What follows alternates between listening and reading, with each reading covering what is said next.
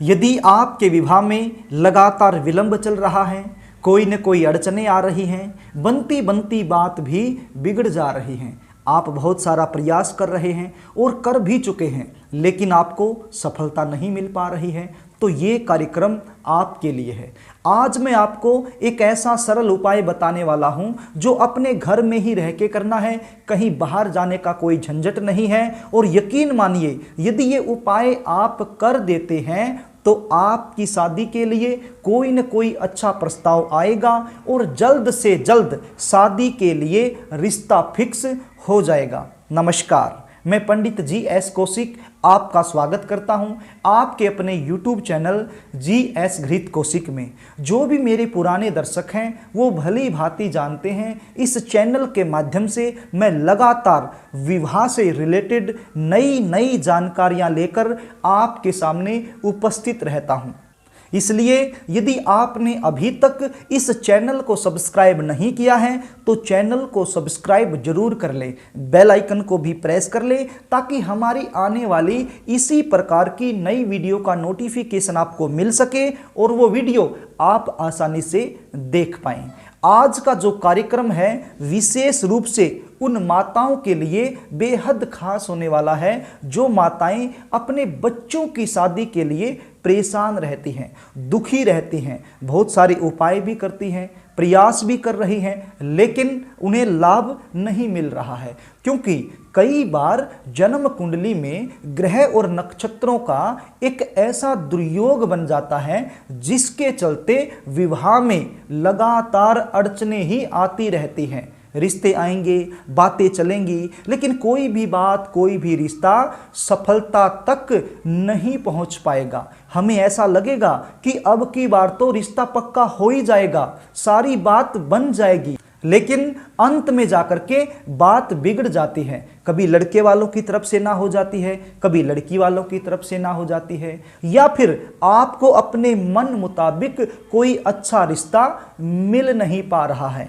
और कई बार तो सिचुएशन ऐसी बनती है, बच्चे खुद मना करते हैं शादी करवाने के लिए, जबकि उनकी उम्र शादी के लायक हो चुकी है, लेकिन फिर भी मना करते हैं। तो ऐसी सिचुएशन में माता पिता परेशान हो जाते हैं। बच्चों की जो उम्र है वो निकलती जाती है, बच्चे 28 साल के हो जाते हैं, बच्चे 30 साल के हो जाते हैं, बच्चे 32 साल के हो जाते हैं, और कुछ बच्चे तो ऐसे भी हैं जो 35 और 38 साल के हो चुके हैं, लेकिन अभी तक शादी के लिए उनका रिश्ता फिक्स नहीं हुआ है। यदि आप इन सारी समस्याओं से जूझ रहे हैं, परेशान हैं, तो आपको मैं एक उपाय बताता हूं। ये उपाय कोई भी कर सकता है, बच्चे खुद भी कर सकते हैं, लेकिन मुझे पता है आजकल के बच्चों के पास समय नहीं होता है, वो अपनी एजुकेशन में, अपनी जॉब में बहुत ज़्यादा व्यस्त रहते हैं। शादी के लिए उपाय करने के लिए उनके पास समय नहीं होता है। तो ऐसी सिचुएशन में ये उपाय माता को ही करना होता है। तो मेरी प्यारी माताएं, ये उपाय आपने कैसे करना है आप ध्यान से सुन लीजिए। ये उपाय आप किसी भी शुक्रवार के दिन से शुरू कर सकती हैं और लगातार ये उपाय आपने 108 दिन तक करना है। ये उपाय करने के लिए आपके घर में एक ऐसा पौधा होना चाहिए जिसके ऊपर सफ़ेद फूल लगते हों। यदि पहले से कोई ऐसा पौधा आपके घर में है तो उस पौधे पर आप ये उपाय कर सकती हैं, और यदि नहीं है तो फिर बाजार से आप ले आइए। आप गुलाब का पौधा भी लेके आ सकती हैं जिसके ऊपर सफ़ेद गुलाब लगते हैं, या फिर कोई और भी पौधा जिसके ऊपर सफ़ेद फूल लगते हैं। यदि आप बाजार से ये पौधा लेके आ रही हैं तो फिर गुरुवार के दिन ही ये पौधा आप ले आइए, क्योंकि शुक्रवार की सुबह से ही इस उपाय की शुरुआत आपने करनी है। एक बात और मैं आपको बता दूं, ये जो पौधा आप लेके आएंगे इसको आप अपने घर की ईशान कोण में लगा दीजिए। यदि वहां लगाना संभव नहीं है तो पूर्व दिशा में लगा दीजिए, और यदि वहां भी संभव नहीं है तो फिर उत्तर दिशा में लगा दीजिए, और यदि वहां भी संभव नहीं है तो आप अपनी सुविधा के अनुसार घर में कहीं पर भी लगा दीजिए, केवल नैऋत्य कोण को और दक्षिण दिशा को छोड़कर। आगे सुनिए, आपके जो बच्चे हैं जिनकी शादी में लगातार विलंब चल रहा है, जिनके लिए ये उपाय आप करने जा रही हैं, उनको कहिए जब वो रात को सोए तो उनका जो सिर है वो दक्षिण दिशा की तरफ होना चाहिए। इसके बाद आपने क्या करना है, गुरुवार की शाम को ही सोने के समय, जो समय सोने का होता है, जब हम सोने की तैयारियां करते हैं, उस समय आपने एक लोटा लेना है। अब लोटा कौन सा लेना है, आप स्टील का भी ले सकते हैं, तांबे का भी ले सकते हैं, चांदी का भी ले सकते हैं। तो एक लोटा आप ले लीजिए, उसको जल से भर लीजिए।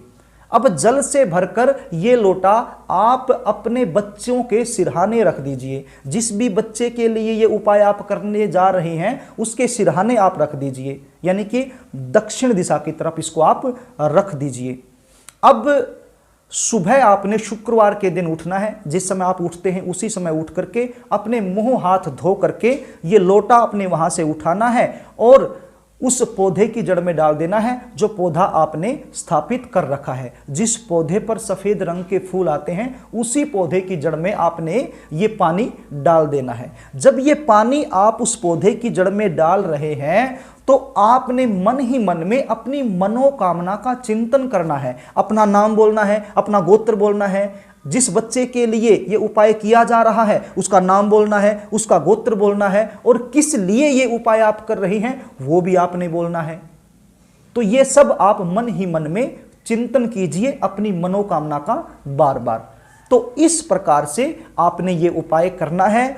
किसी भी शुक्रवार के दिन से आप इसकी शुरुआत कर सकते हैं और लगातार आपने 108 दिन करना है। ध्यान रहे, जब आप असुध अवस्था में आ जाए तो उस समय आपने ये उपाय बिल्कुल भी नहीं करना है।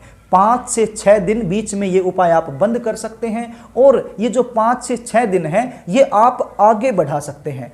टोटल तो 108 दिन ही करना है, लेकिन बीच में जितने दिन भी आपके छूटते हैं वो दिन आपने आगे बढ़ा देने हैं। तो इस प्रकार से ये उपाय आप कर सकते हैं। अब आपके मन में एक प्रश्न जरूर उठ रहा होगा कि हमारे बच्चे तो घर में नहीं रहते हैं, घर से बाहर रहते हैं और वो ये उपाय करना नहीं चाहते हैं, तो फिर ऐसी सिचुएशन में माँ किस प्रकार से ये उपाय करे वो भी मैं आपको बता देता हूं। यदि आपके बच्चे घर से बाहर रहते हैं तो आपने गुरुवार की शाम को ही इसी प्रकार से पानी का लोटा लेना है और अपने पूजा स्थल पर रख देना है। जब आप इसको शाम के समय पूजा स्थल पर रख रही हैं तो अपने पूर्वजों का ध्यान करना है, अपने इष्ट देव का ध्यान करना है और अपनी मनोकामना का चिंतन करना है। अब इसी प्रकार से शुक्रवार की सुबह उठ करके आपने अपने हाथ मुंह धो करके इस लोटे को उठाना है और उसी पौधे की जड़ में डाल देना है जिस पौधे पर सफेद रंग के